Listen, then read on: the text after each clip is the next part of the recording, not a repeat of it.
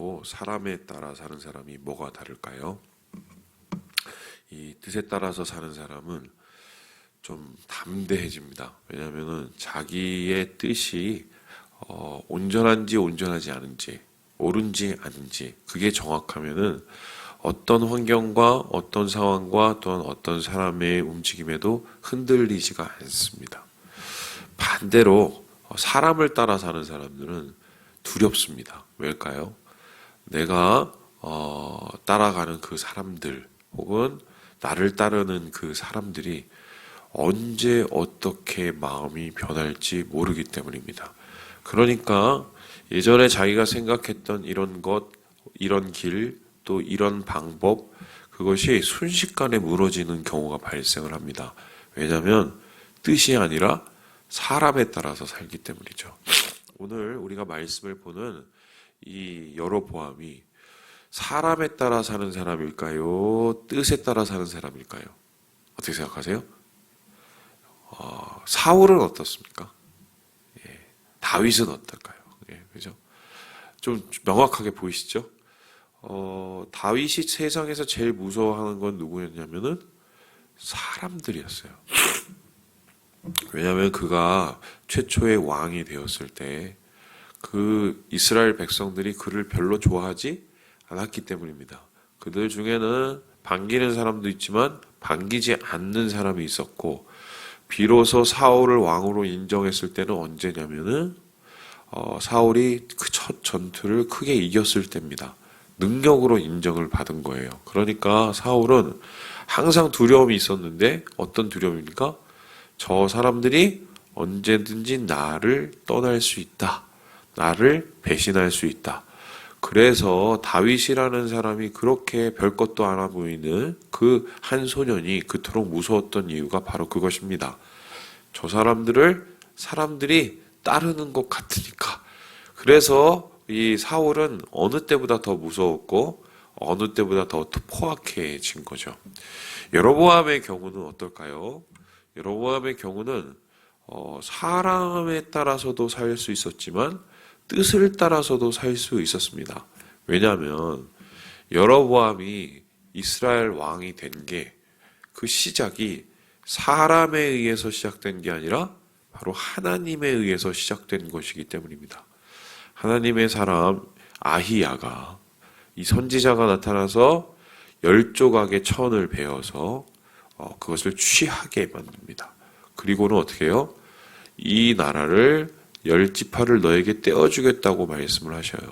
그거는 하나님께서 허락하신 것이라고 말씀하시고, 그리고 뒤이어서 하나님께서 뭐라고 하셨냐면 아히야를 통해서 네가 다윗의 그 뜻을, 다윗의 길을 따르면 너의 나라가 장구하고, 그 길을 따르지 않으면 너의 나라도 똑같이 망하게 될 것을 이야기했습니다. 그러니까 여로보암은 하나님의 뜻에 따라서 왕이 된 사람입니다.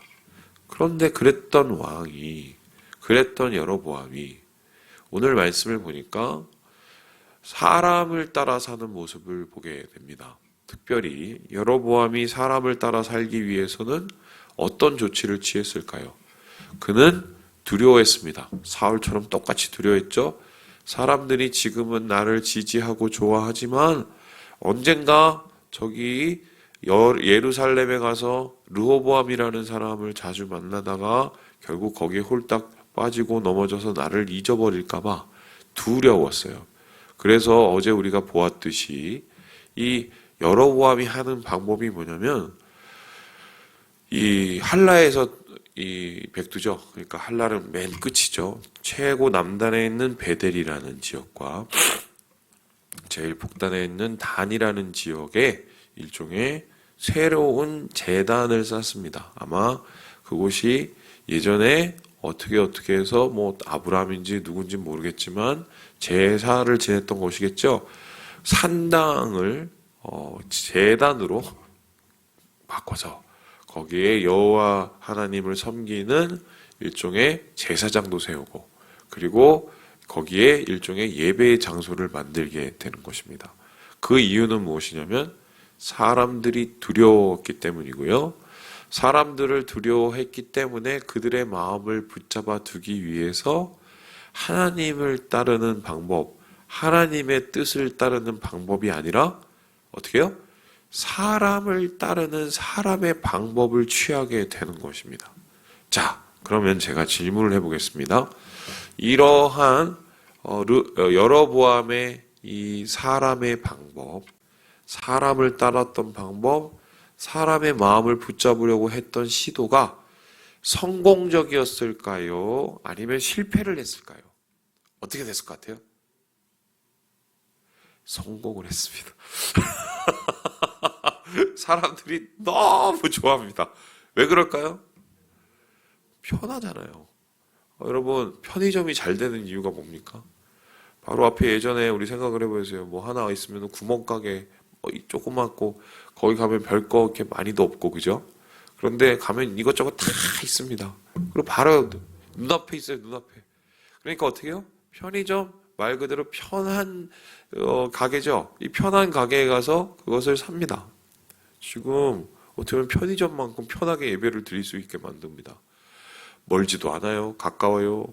그리고 그곳에 가면은 또 제사장들이 또 워낙 서비스를 잘 해주니까 사람들이 야, 뭐 내가 굳이 예루살렘까지 갈 필요가 있어. 사람들도 역시 하나님이 한 곳에 모여서 예배드리라는 말을 버리고 사람의 방식, 사람의 뜻을 따르기 때문입니다. 자, 그렇다면 오늘날도 이것이 되풀이되고 있는데, 자, 이거 되게 위험한 발언인데, 많은 큰 교회들이 하나님의 뜻을 따라서 목회를 할까요? 사람의 뜻을 따라서 목회를 할까요? 어떤 것 같습니까? 어떤 것 같습니까? 제가 보기에는 상당히 위험합니다. 진짜 위험해요. 그리고 소위 말해서 저기 뭐 강남에 있는 교회 혹은 뭐 저 동에 있는 교회, 큰 교회들 있잖아요. 그 교회들 보면은 뭐 사회적으로는 왜 세습을 하냐, 왜 목사님이 왜 그렇게 무슨 독재를 하냐, 아니면 그 목사님은 왜 그렇게 돈을 횡령을 하냐. 사회에서는 굉장히 그렇게 시끄럽게 떠들잖아요. 그런데 직접 그 교회 교인들을 한번 만나보세요. 전 만나본 적이 있거든요. 너무 평안합니다. 너무 문제가 없어요. 왜 그러냐고 물어보면 교회가 너무 편한 거예요. 가면은 별로 문제가 없어 보이는 거예요. 그 교회 교인들을 만족시키기 위해서 여러 가지 방식과 여러 가지의 세상적인 것들을 들여오고 그것이 성공을 합니다. 그러면은 목사님, 교회는 구닥다리 옛날 거 계속 그렇게 고수하고 그래야 됩니까? 그거는 아니죠. 그거는 아닌데 넘지 말아야 될 선이라는 게 있어요. 넘지 말아야 될 선. 다른 것은 다 바꿀 수 있어도 절대 변하지 할 수 없는 것. 뭐 지금 오늘 이 여로보암에게 있어서는 그건 율법이거든요. 율법 중에는 분명히 하나님을 섬기라는, 하나님 한 분만 섬기라는 말씀도 존재하지만 이스라엘 백성이 한 곳에서 예배를 드려야 된다는 말씀도 존재합니다. 그것은 도대체 깨트릴 수 없는 하나님의 황금률이에요. 그럼 절대로 깨트리면 안 돼요. 철칙이죠. 그런데 지금 여로보암은 그거를 깨트립니다.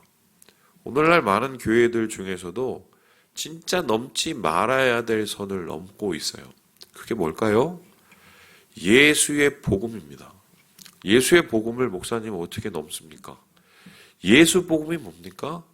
예수가 우리의 구원이시고 예수님이 우리의 주인이시고 예수님께서 바로 우리를 구원하신 메시아 그리스도라는 것입니다.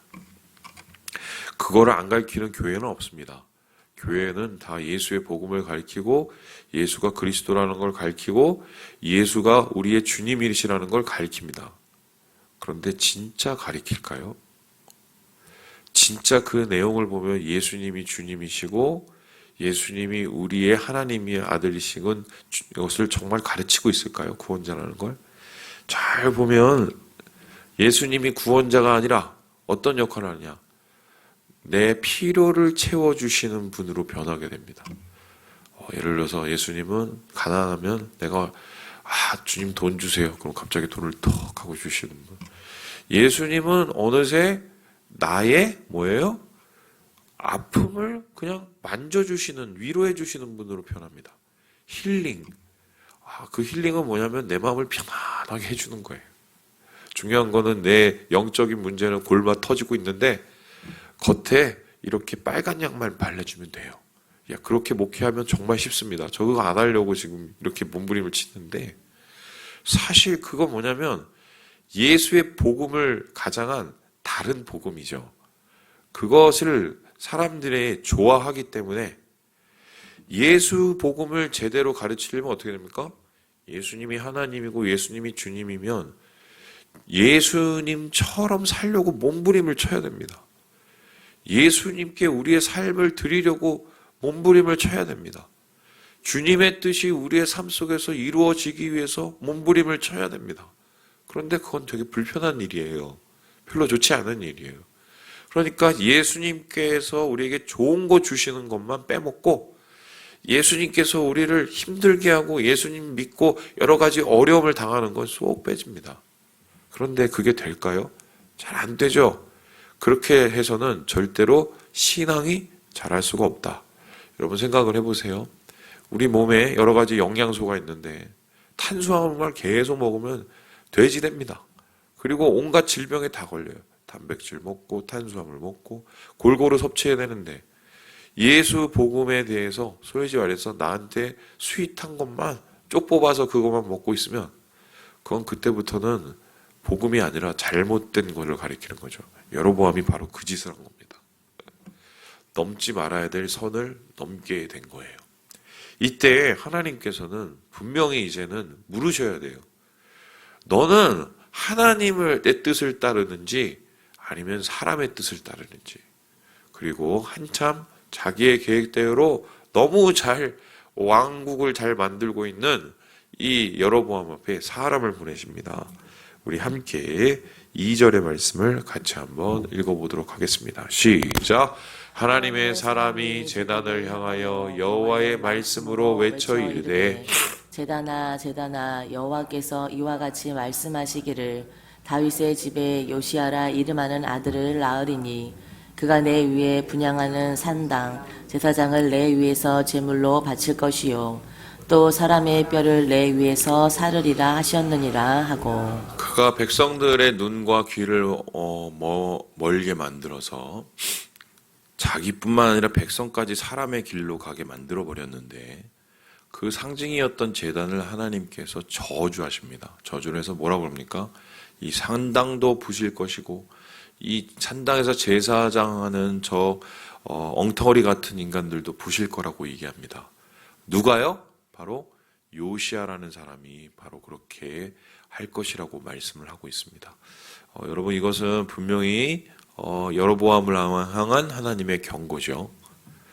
이거 제대로 돌려놓지 않으면 네 인생을 바꿔버릴 수 있다는, 너의 인생을 돌려버릴 수 있다는, 다른 데에서 다른 것을 찾고 다른 데서 정통성을 찾으려는 그러한 잘못된 길을 가고 있는 여로보암을 향한 하나님의 정확한 경고였습니다. 그런데 이 경고를 향해서 여로보암은 어떻게 합니까? 우리 함께 4절의 말씀을 같이 한번 읽어보도록 하겠습니다. 시작. 여로보암 왕이 하나님의 사람이 베델에 있는 제단을 향하여 외쳐 말함을 들을 때에 제단에서 손을 펴며 그를 잡으라 하더라. 그를 향하여 편 손이 말라 다시 거두지 못하며. 되게 담대한 사람이었죠. 그 앞에서 이 실권자 앞에서 한마디로 대통령 앞에서 그런 말을 하는 거예요. 그랬을 때 어떻게 해요? 승질이 나죠. 저놈 잡아라. 이러고 손이 안 움직이기 시작했어요. 굳어버린 거죠. 중풍이 순간적으로 온 거죠. 여러분 여기에서 사실 여로보암은 제단 앞에서 그렇게 저주한 것보다 자기 손이 굳어진 게 더 충격적이었을 거예요. 아마 사람은 대부분 자기 중심적이기도 하고 설마 이렇게까지 될지는 몰랐거든요. 그런데 이게 굉장히 중요합니다. 우리의 인생에서 우리의 영역은 어디까지인가? 우리가 할 수 있는 능력은 어디까지인가?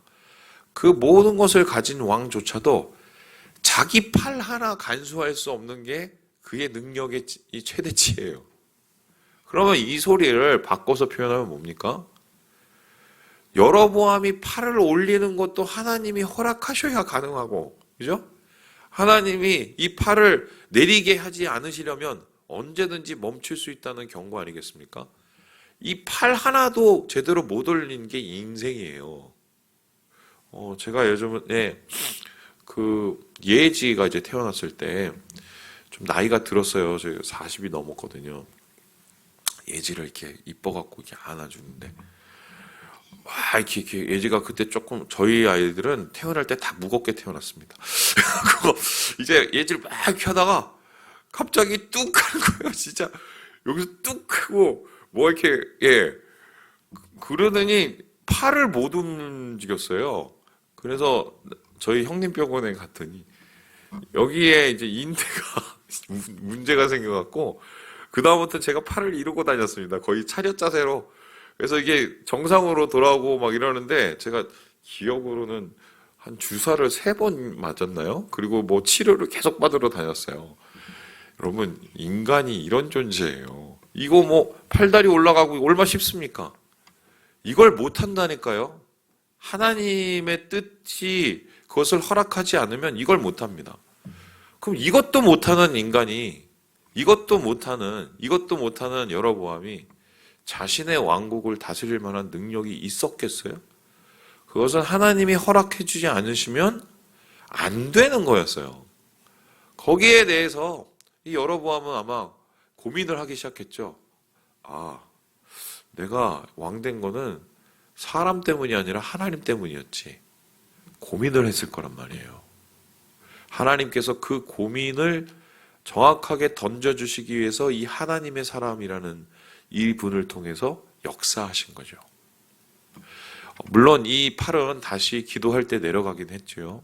하지만 이 여로보암이 받았던 충격, 그리고 여로보암을 바라보았던 주변 사람들의 그 충격은 어마어마했을 것이 분명합니다.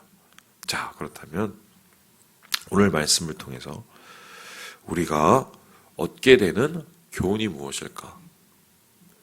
여러분, 사람 따라 살겠습니까? 하나님 따라 살겠습니까? 이거를 우리가 대답하면서 살아야 돼요. 목회도 마찬가지입니다.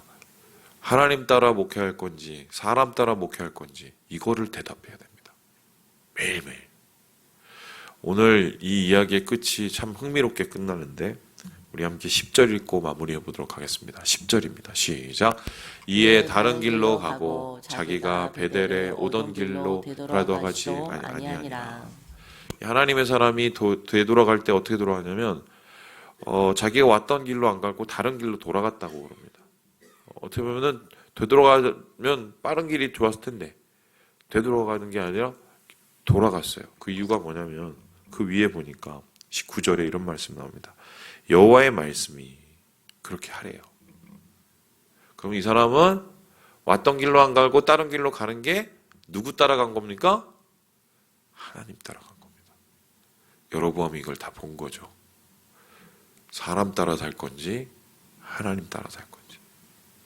이 질문 오늘 잘 대답하시고 주님 안에서 주님의 축복을 받는 길로 걸어가시는 우리 3일 가족 되시길 주님의 이름으로 축원합니다.